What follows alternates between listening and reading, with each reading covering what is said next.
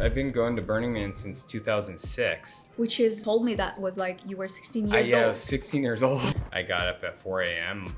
every day for like almost a year straight. No way. At 4 a.m. Yeah. Wow. Meditating for 2-3 hours and chanting mantras. At Pink Mammoth, we've had at least 3 or 4 proposals on our dance floor. We have countless people come up every year to our bar and tell us like, oh, I met my significant other here. Thank you so much. You guys do the most amazing parties. It's right on the Esplanade. Right. And so it's totally vulnerable to big dust storms coming through. Right. And I've played through a handful of dust storms where like all the equipment was just like covered, caked with dust. Like I can't even see the next track I'm trying to choose. Really started the practice with my dear friend Marcus White in Ibiza in 2022.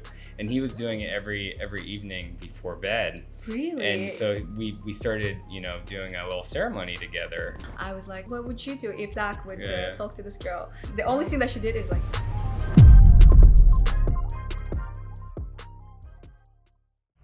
Hello guys, super excited to be back. And before I jump into the conversation with my next guest, I want to say thank you for supporting us. So please feel free to leave a feedback, comment, subscribe, and press notification button to not miss any of our podcasts. But coming back to my next guest, I would like to introduce you to a longtime burner. He's a great artist, DJ, and a really good friend, Zach Walker. Hello. Hi, how's it going? Good, how are you? How was life? Really good. We just did an event with you guys on Saturday. So happy to have you. First of all, welcome to New York. Yeah. It was really nice event at one hotel, Brooklyn Bridge. You guys played, you and Anders was playing, and it was amazing view, the whole thing. How's your stay in New York? How's life? It's tell great. me, what's going on? I love being in New York, especially this time of year. I think the weather's perfect, and I could connect with all my friends here. Absolutely. And doing an event at such a special location too, with the backdrop of the city was absolutely beautiful. Yes, totally. Yeah. So. You guys are going to Europe tomorrow. Yeah. And tell me about that. Like, where are you going? How many stops you're doing in Europe? What's going on? So we're First, we'll be in Amsterdam for a few days just to hang out. I've never been to Gardens of Babylon before, and I have a lot of friends that are playing this year. I want to go check out the festival. I've always wanted to go to Gardens of Babylon. It's like such a... Is it like a festival or like... What is it? I believe it's more of a mini festival. It's like a Burning Man kind of thing, like a small Yeah, and they all do more natural aesthetic with everyone's inspired to wear garden-y or jungle-y clothing, or that thing. Yes. Yeah, so nice. Really cool. Where are you going after that? And then after that, we'll be in Ibiza for about a month, and we're hosting our premier Pink Mammoth fundraiser at Akasha in Ibiza on June 6th. Wow. Yeah. Okay. That's Anders was saying that's his favorite club in Ibiza, Akasha. Yeah, I think it's probably one of my favorites too. It has this really nice vibe. A lot of the people that are on the island year round that live there go. It's like kind of a local, kind of a burner crowd too. Yes. Okay. So I think it's definitely a good fit for Pink Mammoth, and I'm super excited to do a party there. Yeah. Amazing. So let's talk about Pink Mammoth. I mean, how we met is Burning Man last year. Yeah. We camped at Pink Mammoth, which is, I think it's one of the best camps out there in Burning Man, which is really interesting because I see a lot of fancy camps that lose the identity of Burning Man, but Pink Mammoth's been there for more than 20 years, or how many years are you guys been? This year, actually, we just celebrated our 20-year anniversary in San Francisco, New York, and LA. And this year will officially be 20 years for the camp. Wow. Yeah. Which I was so surprised because seeing Burning Man camp that is so good at music and is just every person at the camp was so down to earth, amazing crew, which made me feel like, wow, like this is actual Burning Man, you know, because I've been to a couple of camps and I didn't have a good time, which is weird because you go to Burning Man thinking like, okay, everyone is so nice, everyone is so welcome, but you meet completely opposite thing. And I was so happy to meet you guys, you and your girlfriend, which I love, and the whole crew of Pink Mammoths. So tell me about like how did you ended up at Pink Mammoths? You DJ obviously, but like you also organize helping Pink Mammoths events around cities and countries. How did you ended up in Pink Mammoths doing what are you doing? Yeah, of course. So I've been going to Burning Man since 2006. Which is, you told me that was like you were 16 years old. Yeah, I was 16 years old Wow. the first time I went. So how was that experience? it was mind-blowing, like nothing I'd ever experienced in my life, as you could imagine. Yes, and especially when you're 16 years old, right? Yeah. And you know, that year I made the commitment to myself. I'm like, this is such a beautiful place. Yes. I'm gonna commit to going like every year. And I went for 10 years straight before I took a break. No way. After that, like yeah. After that, 2016 to wow. 10 years later I was there. So what was the craziest thing you did when the first Burning Man that you went? You know, things were very different back then. And tell me about it, how different it was. It's, half as many people for sure. And it was still kind of this like counterculture that like not a lot of people knew about, you know, and something that happened a lot in the early days of Burning Man that you don't see that often anymore is people running after the water trucks to rinse off and shower. Really? Yeah. Wow. Yeah. Are there water trucks still there? Yeah, I think there are. They I don't think I've ever seen there might not be this year because it was so wet already. Right. They usually go around to keep the dust down. Yes. And okay. it's I don't know if it's very potable water, but you used to see like hordes of people running after them to rinse the dust off, and you'd see people running out of their tents, their camps from like every direction to go with soap bars and everything to like rinse really? off. Yeah, that's kind of fun. It's kind of fun. Yeah. Yes. Do you think every year is different?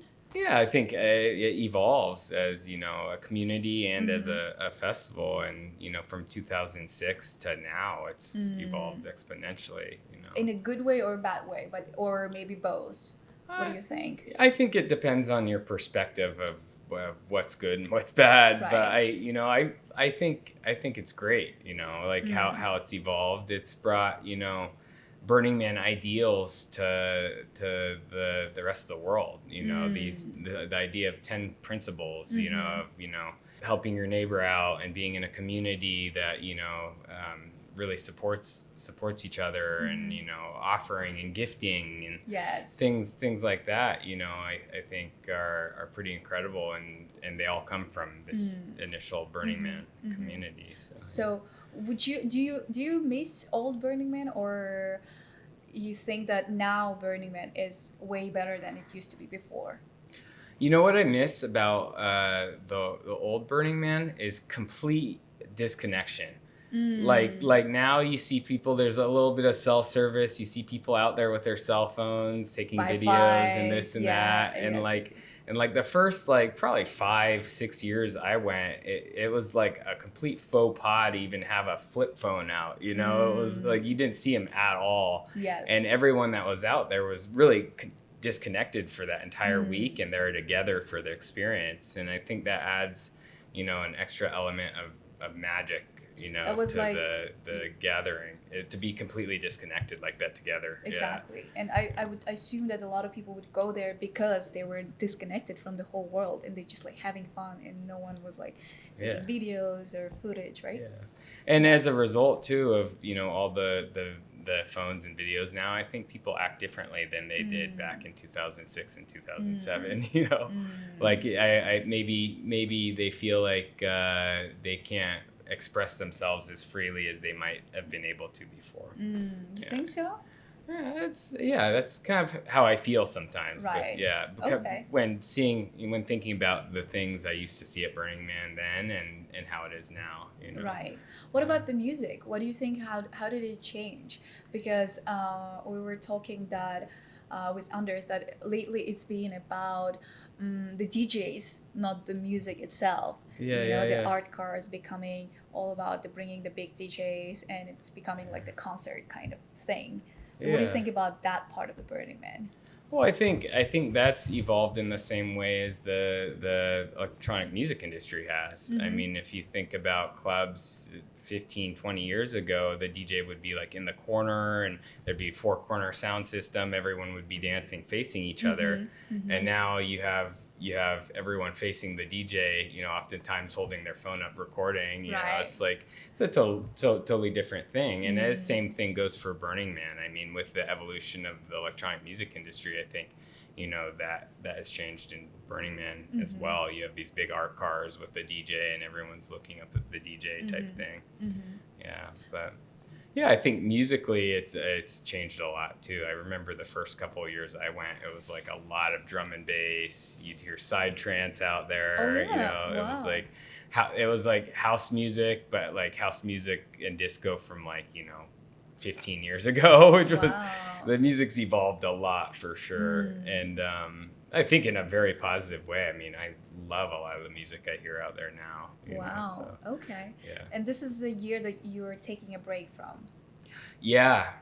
This year I'm not going because how does it feel? It feels good, Like I've been quite a few times, so it's nice to take a break every once in a while. I mean, I'm still very much involved with the production of the camp. Pink Mammoth will still be there with our whole team, and everyone's working really hard to make it happen and make it an even better experience than last year. So. Wow. Yeah. Okay. Yeah. Like one of my favorite parts of being in a Burning Man is actually working at the bar of Pink Mammoth. It was just like such a pure joy of meeting people, and everyone is so nice. Everyone is having fun. How did you guys kept that kind of environment for the whole camp for so long? How do you mean? Like, I feel like the camp itself is gonna copies the people that runs the camp. If the people who runs the camp are just doesn't really care about people, obviously the whole camp is gonna be like that, because I've met them a couple of times on my own experience.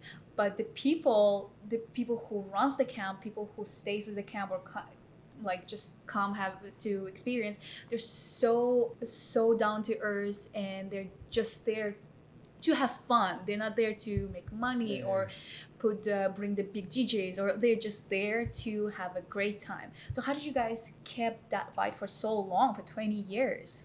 Yeah, that's an interesting question, but I think, who you are and how you do things attracts similar people, and we have some really great, we have a great initial community that's been there a very long time, and just incredible people, and I think those people have helped build the community into what it is, and also just really accepting everyone that comes to dance at our bar, and making sure that we're great hosts and that everyone's having the best time possible, and there's like little things that are more subtle, and I've seen this, we used to do this in San Francisco during our anniversary parties way back in the day, but having the DJ booth on the floor with everyone else when they're dancing, I not like a platform or a stage, I think goes a long way in making an event feel more intimate. That's true. Yeah. Yes, that's true. And our booth in Pink Mammoth, it's like the bar is kind of the central energy of the camp. You have the people moving around the bar, talking, pouring drinks, having a good time, and then you have the DJ that's like right there, and they're pretty much on the ground with the rest of the people dancing there. Yes. So, I feel like Pink Mammoth has the best day parties, and it's known for best Sunday parties, right? With Lee Burge, and I think that's the main DJ that's like always.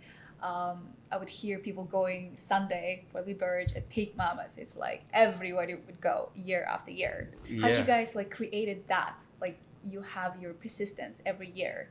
It's just it happened on its own, or you guys thought of, let's why don't we do a Sunday party? I think it happened somewhat organically. Lee, he's been playing for us a long time. I mean, he played all night at our camp back in 2008, 2009, I think.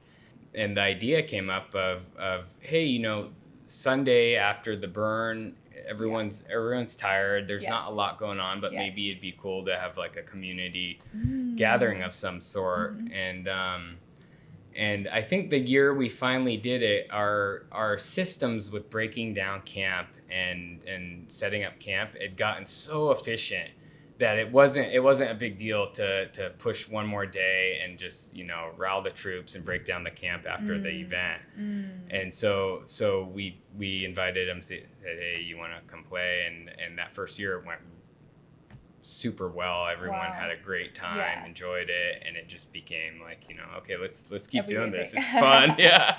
Nice. But tell me, how did you ended up at Pink Mammoth? Like did you meet them the first year you went to Burning Man, or how did that happen? No, you know, I didn't meet them until 2008. The first couple years I was at Burning Man, I was just experiencing Burning Man with the friends I had come with. And in 2008, I was at a camp called Green Gorilla, which later turned into Disco Nights. Okay. Yeah. Is it still out and there? I don't even know if Disco Nights was there last year, but a long time, incredible camp community. And I was at Green Gorilla dancing. You know, I think they had really good disco the night I was there, and I met some friends, and they gave me a little card that had the Pink Mammoth address on it. Oh, wow. Okay. And they're like, oh, come back. We have a really cool camp. You know, come back later in the week. And so me and my friends I was with, you know, as it kind of goes with Burning Man, went on like, you know, a 2-3 day journey, and then we're sitting back at our camp like, oh, hey, should we go check this out? You know? And so we went over there, and it was, you know, like, for me at that moment in my life, it was one of the best parties I'd ever seen when I walked up to camp. And I was like, I want to be a part of this. This is the coolest thing ever. You know, everyone was smiling, having the best time. And Pink Mammoth being at the time, at least, a very San Francisco based community, it was easy because I grew up in Santa Cruz, just down the freeway from San Francisco. And so I started participating in their fundraisers and just getting involved and helping in any way I can. Wow. Okay. And that's how you ended up at and that's how I ended up. Nice. And now you basically run the Pink Mammoth. You organize all the events. I think from Pink Mammoth, everyone knows you. Yeah, I think I'm the one that because you also really, DJ. That's I DJ why. too. And I'm the one that goes out. I'm doing a lot. So, but yeah, we have a great team of you know, a board of like 5-6 people that are all active in making things happen for the camp. Wow. So, and how does I know that you're also DJ, but also organize events. How is the experience of throwing a party in different cities? Like, is it a difficult thing? Because a lot of people are doing events, and I see a lot of promoters, a lot of people becoming a promoter. How is your experience doing big events in different cities and even in different countries? You know, it's been somewhat graceful. I mean, it always has its challenges too. Event production, I think I was telling you the other night, is like one of the most stressful jobs you can have. Yeah. And so, you know, there's really wonderful parts of it and really, you know, challenging moments. And I think it's in the end, it's all beautiful to create something and to bring community together. It's like all worth it, you know, every part of it. Yeah. Do you think that doing events is a profitable thing? No, not at all. No? I don't think so. Yeah. I mean, it depends on the level of events you're doing, but oftentimes, you know, for every 1 or 2 successful events, you have 1 or 2 big losses too. Yeah. So I think consistency is the main thing. You know, if you're consistent over years and years, then it goes pretty well, and you have a community that follows you, and I mean, you really do it because you enjoy doing it. Right. Right. Yeah, I feel like once you build a strong brand, and then the brand is gonna work for you, but then you gotta work to build the brand first. Yeah, but I see a lot of brands that is only based on marketing. There's no real soul to it, you know, which are charging a super high tickets. Even one of the DJs were saying that I ended up being on the backstage and realized that the tickets were so expensive, which I wouldn't necessarily go to those parties because there's really no soul to that. But Pink Mammoth is one of those parties that there is a soul, because it's been there for so long, and you always know the people that always go there. They're the followers that would follow the brand here and there. And how was is it difficult to build a brand that would last for long, like your brand? I think it depends on the context. I think the fact that we started as a Burning Man community has helped us a long way. Most of our events are fundraising to get back to the burn, or to support the camp, or grow the community in some way. So I think that fact alone goes a long way in really supporting us as well, but if today I was trying to start a new brand or a new event or a new party, I would probably look for something else to do. To be honest, because I think it would be so challenging in this current market. Why do you think so? Why is it challenging? I think there's so much going on now. Back 20 years ago, it wasn't the cool thing to go be a DJ and to go promote parties. It was just something that those that loved it did it. And now I think it is really taken a mainstream trajectory in many ways. And so a lot of people are maybe getting into it for, I don't want to say the wrong reasons, but reasons that might not be fully genuine. Maybe just because they think they can make money, or they want to be famous, or something like that. And as a result, you're competing with so many more events and brands and DJs and this and that than you might be. Right. But have you guys thought of making the brand bigger? Like, I see that Mind Warrior is doing parties in London, New York, LA. It's like becoming a huge brand, and not just like an art car at Burning Man, Yeah, well, I mean, we do it for Burning Man specifically. So, and to celebrate, our anniversaries, and just bring community together in the cities where we have a lot of community. So I don't think there's a lot of interest to grow it into something bigger outside of Burning Man. I mean, the sole purpose of us doing events is for Burning Man, Right. But what do you think about those art cars that's becoming, taking it to a next level, taking it to wider than the Burning Man itself? I think a lot of those, art cars are very expensive to run and maintain. So they have to fundraise on the level that they are, and market on the level they are, to have the funds to do what they're doing. I think sometimes it can be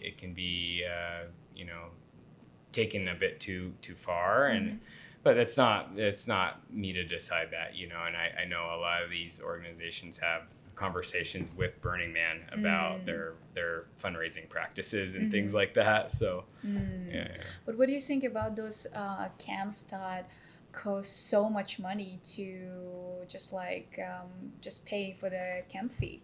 Like I heard some camps that were shut down where people pay 20 grand for the whole thing. I mean, it's a plug and play, but some people doesn't want to do any of the job. What do you think about those camps? I think one of the core principles of Burning Man, and what makes it so special, is being fully self-reliant, and going out there with everything you think you need. And if you forget something, you ask your neighbor to help you out, but I think that's what really creates the magic. And by, paying a lot of money to have someone else do it all for you, I think it takes the fun out of it, personally, for me. But I see it less and less that people are willing to do it themselves. I see people just like paying other people to drive their RV, to cook their food, you know, to buy their groceries and the whole thing. And it's becoming so normal that you would really think, is it normal? You know, or even seeing people driving motorbikes, which I never did. And I always thought, okay, everyone is biking and I'm gonna bike because of that, you know. But I see everyone is motorbiking, and they don't really care about the true essence of Burning Man. But what do you think about that? Like, do you how do you control that, or can you do anything about that, or it's just gonna grow and grow and grow?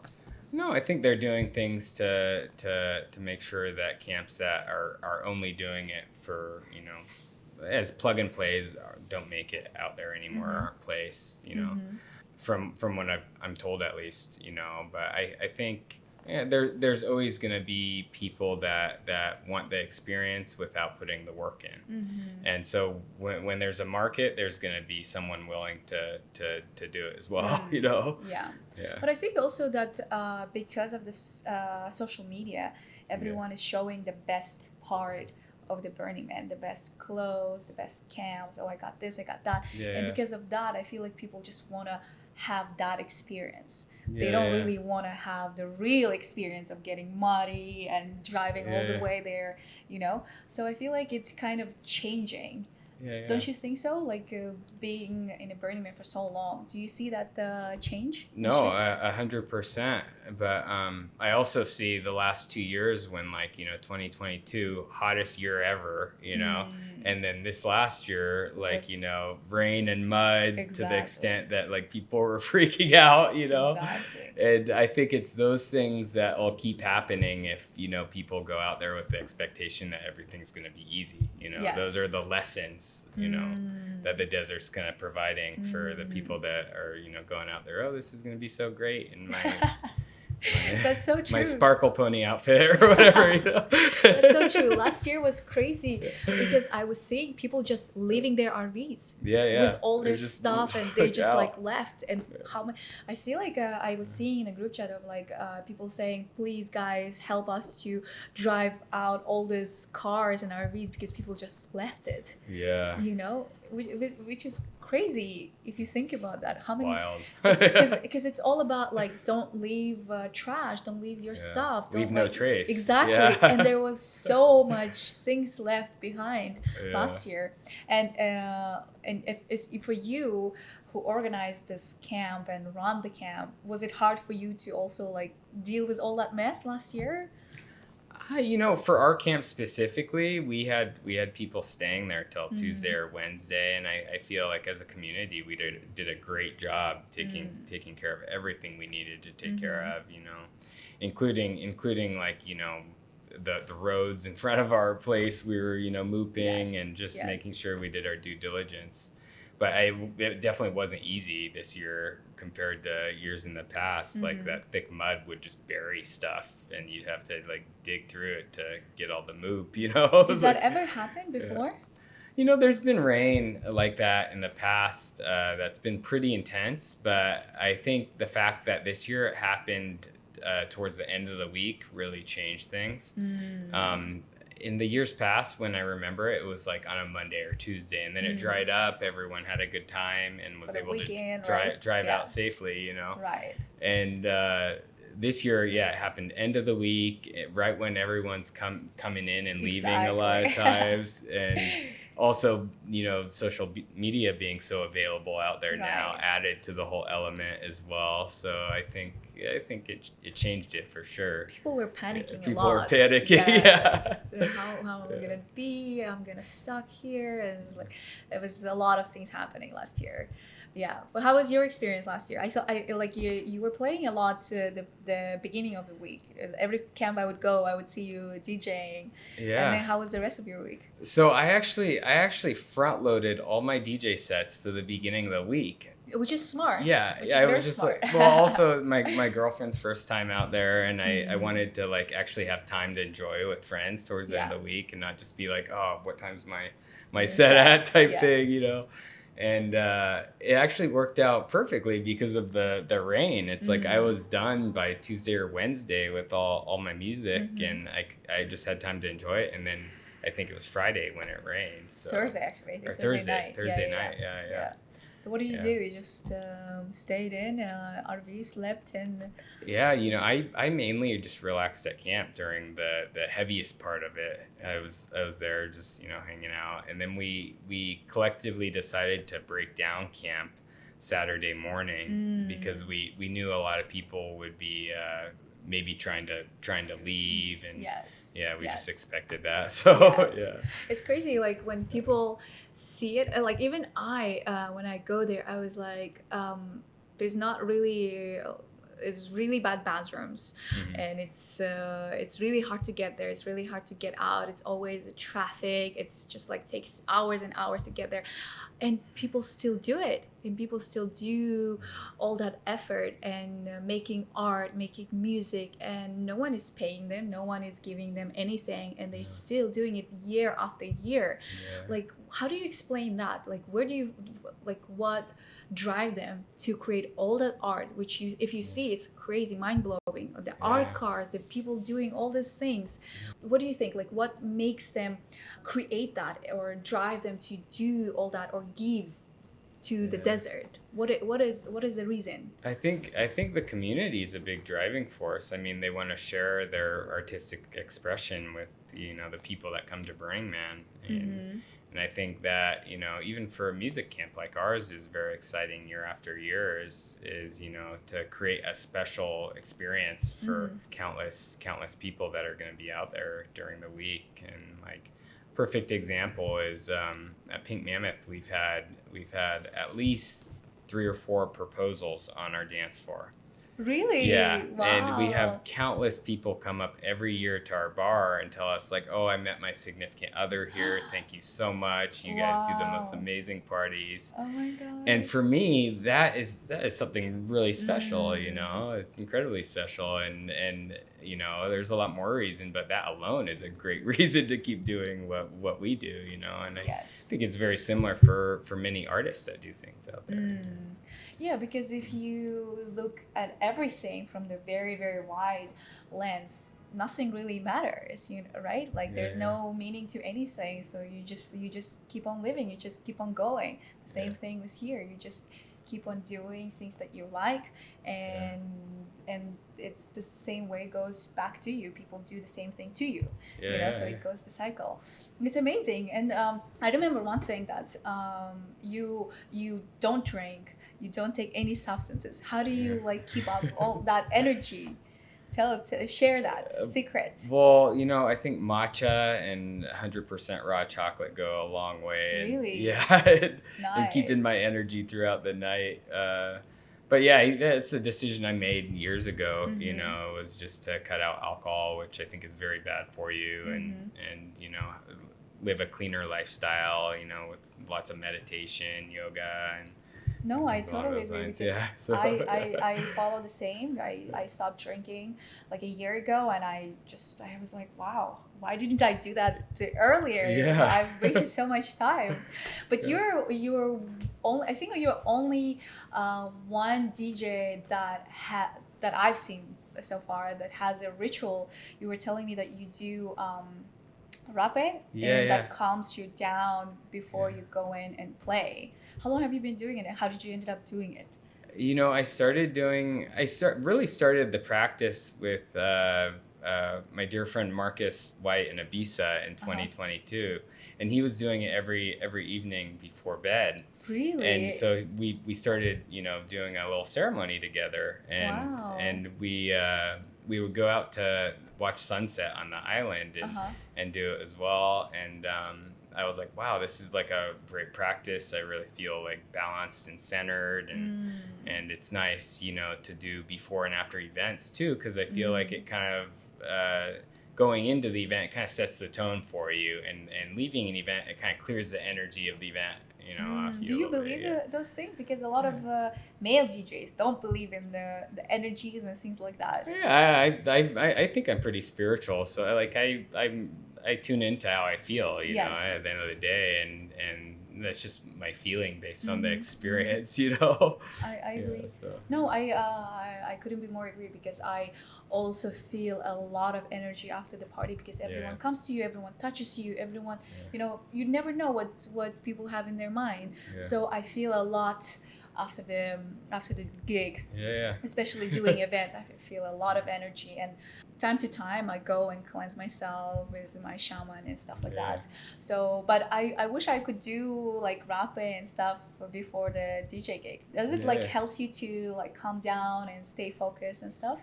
Yeah, I think it's a mixture of tobacco and some ash and other things from the rainforest, and I think it can really bring a lot of clarity to your mind when you do it, and make you feel balanced and centered. So for me, having that connection to something greater than myself in a moment before I'm going to go express myself creatively is super important.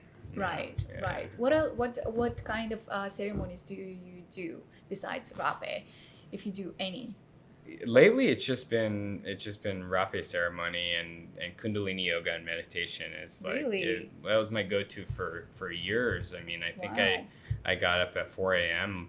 every day for like almost a year straight. No way, at 4 a.m. Yeah. Wow. Meditating for 2-3 hours and chanting mantras. Wow. Yeah. Is your girlfriend like that too? She practices yoga as well, but she wakes up at 4 a.m. No, she likes Pilates a lot more than Kundalini. Wow, nice. What's about Kundalini? I think it's the same feeling that I get from doing something like rape. Wow. Is it's a feeling of being connected to something greater than yourself and really being in touch with the energy in your body. Nice.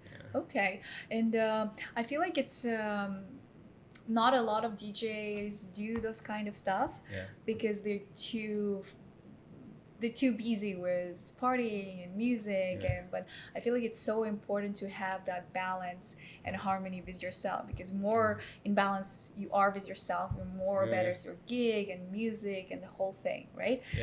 But tell me, how do you you're so into like Burning Man and the whole thing, but I want to know obviously there's so many crazy things happens at Burning Man, but what's the craziest thing that you've seen on the Pink Mammoth dance floor? On the Pink Mammoth dance besides the floor. People are getting married and getting engaged. Yeah, no, actually this one night I went out on the dance floor, and I still remember this so clearly in my mind. But we have these dance boxes that are usually on the dance floor. We didn't put them out this year because in the last couple of years we've noticed people fall off them and sometimes hurt themselves. So what's a dance box? A dance box is just like an elevated platform that anyone on the dance floor can just get up there and do their thing. Is it like the big one or just like a small? Yeah, just like a big one on the center of the dance floor. Yeah, and we used to have 2 or 3 spread throughout the dance floor. And this year, I think they didn't get put out because the year prior, a couple people fell off them. We were just gonna be So, but I walked out there one night and there was a giant rodent dancing on one of our dance boxes, like a full-on rat face, costume, rodent just dancing around with big teeth, and everything. And I was like, I'm totally sober right now. I'm looking at this what am I seeing? Yeah. Imagine if you were not sober. If I wasn't, I think I would have been tripping out. Crazy. But that was pretty wild. What about your gigs? When you play, craziest thing that happened on the DJ booth or during your set, if you had any things you're oh my god, I'm playing and I don't know what to do. Have you ever had the situation like that? I not at Pink Mammoth. I've played other places. Anywhere. Yeah, at Burning Man. Bubbles and Bass specifically, I play at almost every year, and it's right on the Esplanade. Right. And so it's totally vulnerable to big dust storms coming through. Right. And I've played through a handful of dust storms where all the equipment was just like covered, caked with dust. Like I can't even see the next track I'm trying to choose. My God. And we have like those aerosol, those spray off, things, and not even those aren't even working because dust just keeps coming, and you have to keep on playing. Yeah, and everyone's there dancing, so I'm not gonna let the music go off. Crazy. Yeah. What do? You just like I just like wipe the screen as I do it, keep on wiping it, and just get something on. But those are the funniest and the best moments. I feel like when people are dancing through the dance, like the storm. And I think Burning Man makes you better at DJing because you can encounter so many moments like that in the desert where it's like, equipment's not working how it would in like, a nightclub somewhere. Exactly. And there's dust storms. Sometimes it rains, sometimes you're in an art car, it's bouncing back and forth, So it's just like a very unpredictable environment that you have to adapt to quite fast when you're performing. That's true. Yeah. Wow. Okay. But how about when you guys book DJs? Now that you see a lot of DJs out there want to play, like what's the criteria that you look on before you book certain DJs to certain plays? Yeah. Like, does it have to be, I don't know, a good entertainer, or has to have certain amount of followers, or like what's the criteria you guys look in? Yeah, I think the main criteria for most of us is that we've all heard this person play before and they're a great DJ. The music is great. I think that's usually the first thing. And then after that, like they're part of our community, like they've maybe come by our camp a couple times and said hello and, engaged a little bit, it's like, I think Burning Man's a very special place in keeping that vibe, really authentic. I think it's important to really think about the energy of the person that's coming to play, and that they're approaching it the right way, and it's not just like another Burning Man gig or whatnot. I think that's super important. So I think that's the main criteria is like they're within our community, they're friendly, they're amazing people and artists, and we all like their music. So would you say that in order to be booked, not only in Pink Mammoth, but I'm saying in general, you have to kind of have the connections and networking and know certain people, or you can just like blindly get booked, or as long like my question is, if you, because we get a lot of DJs emailing us to play, but we don't really. Maybe we don't know them. We don't know their music or anything. But do you guys give a chance to those people that reach out to you to play? Usually we message them back and say, hey, come by our camp this year and let's connect. Let's get to know each other, type thing. But if we don't know them, they're not. You're usually not going to play our camp. So at the end of the day, you kind of have to have the networking. Right? But that said, we give a lot of opportunity to DJs that are up and coming too. Like they don't have to have a certain following or have to be like touring DJs or artists that have released stuff or anything like that. It's like I think the main criteria is just the vibe and that they're a part of our community. Yeah, I feel like it's important to give a chance to the new DJs out there who also wants to share their art, their music and stuff like that. But what's your favorite art car in Burning Man? Favorite art car? I think, and this is kind of obscure, but there was this one art car that I kept seeing. This was probably 5-6 years ago, and I just absolutely loved it. It was one of those hanger fishes, like with it's like a fish that sits at like the bottom of the sea. And it has a big mouth with like big teeth, and it has like a little light bulb coming up off its head. Yes. Oh, it rings a bell. I feel like I've seen that one. And I still to this day spot it all the time, and it's one of my favorites out there. Really? Just because it's so unique. But I think a lot of the art cars at Burning Man all came from one year specifically. Like you see a big water theme out there, like lots of boats, islands, ships, and there was a water world theme years ago, and all these art cars, a lot of them were built during that year. Really? Yeah. Wow. I think it's actually a theme. Maybe they've done it twice now, but I think they should do this theme again because it was such a good theme. It's fascinating how many great art cars you get to see in art itself that makes you feel like, wow, I can't believe someone made that. Yeah, exactly. So but before we go, I want to ask you, like, as a male DJ, you're like good-looking male DJ. You get a lot of girls trying to talk to you, trying to reach you. How do you deal with that? Like, what do you say? I'm just friendly to everyone that tries to connect with me, and hope that, like, there's a genuine connection there, and maybe it's someone that loves my music and I'll keep coming to my shows. But how do you keep that line not to cross for the people to say, okay, he's could be like, when you're friendly, the other person could think that it's not actually friendly. He's giving me a chance to, to talk, to, get to know him. Like, how do you keep that line? Yeah, it's a good question. I think after my gigs, usually I leave and go home. So it's like there's no, nothing further. But if it's someone really getting flirty or trying to push with, I just say, hey, I have a partner, I have a girlfriend, Yeah. Well, that's the one thing that I love your girlfriends, because last time when we were talking about this thing, and I was like, okay, so what would you do if Zach would talk to this girl, and she would be the only thing that she did is like. So now I know why you don't. You go straight home after. I was laughing so hard. Well, as any good partner that's a touring artist would do, I think. No, I totally agree. But it's good to have that kind of partner, that keeps you down and doesn't let you fly too high. Well, it's good to have strict boundaries too, Absolutely. especially in an environment where energy can be so fluid, Yeah. like a party environment. Totally. Okay, so I really enjoyed our conversation. I know we've been here quite a while, but it's so sad that you're not gonna go to Burning Man this year. I can't imagine Pink Mammoth without you. But your girlfriend is going. She might be, yeah. I think she is. That's what she said.